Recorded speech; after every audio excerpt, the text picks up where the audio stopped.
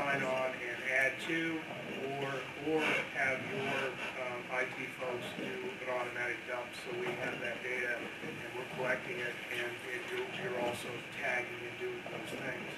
What we haven't done is come up with the exact way we're going to tag, how we're going to do it. We're looking at different ways of just regular barcoding, RFID, some of the things that we can do to minimize the amount of time we have to spend at one of your grow facilities, at your facilities where you sell, but also maintain tracking on the product and the inventory that you do have in a way that it doesn't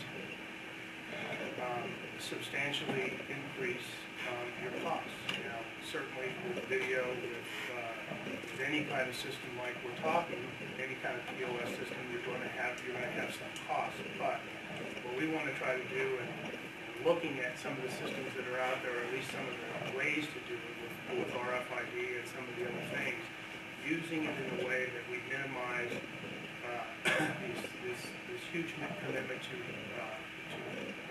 camera systems that have, as people pointed out, they're going to have all kinds of cameras in place. It would minimize how much camera stuff there is, and also then have a tracking way to track with RFID or some other means.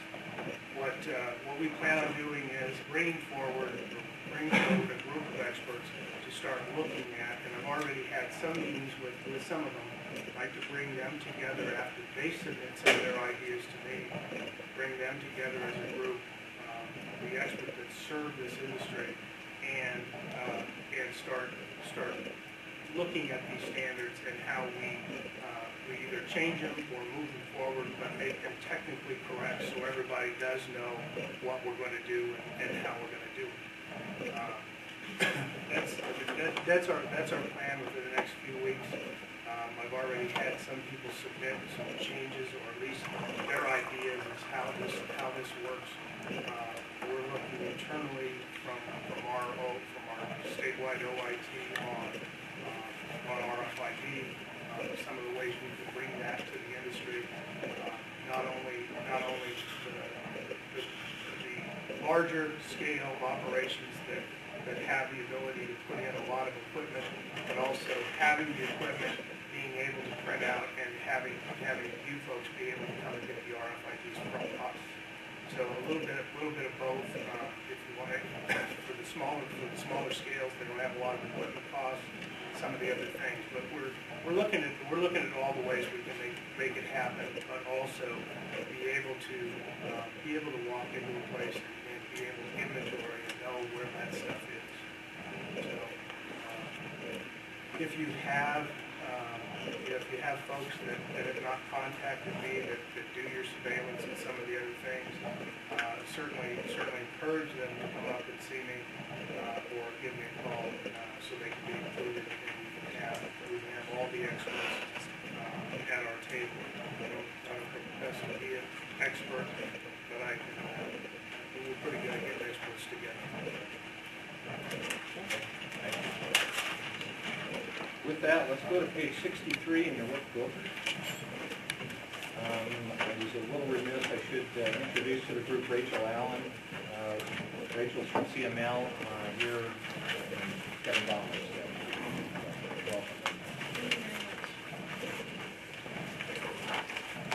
Welcome. Page 63 is Regulation 47.410, storage warehouse storage for management.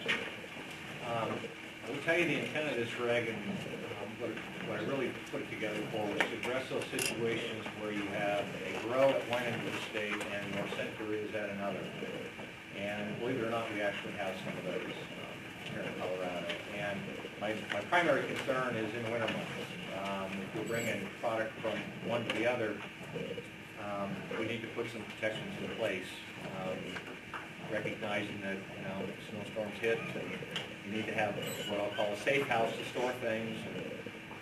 We want to minimize your risk for theft and all the other kinds of things. But I also want to say that I think this is probably the weakest link in our chain in terms of overall control.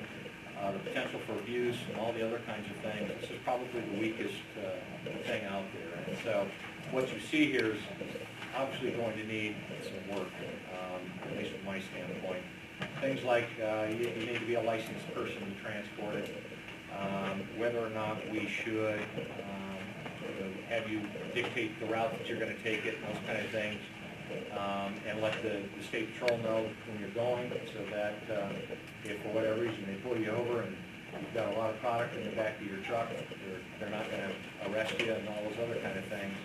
They'll know that you're one out there, and this is really what you're trying to do, and you're licensed to do so. So just very generically, those kinds of protections. That was the intent of this. Why don't you take a moment, read through it, and then let's discuss if you have any glaring things that you think need to be addressed. And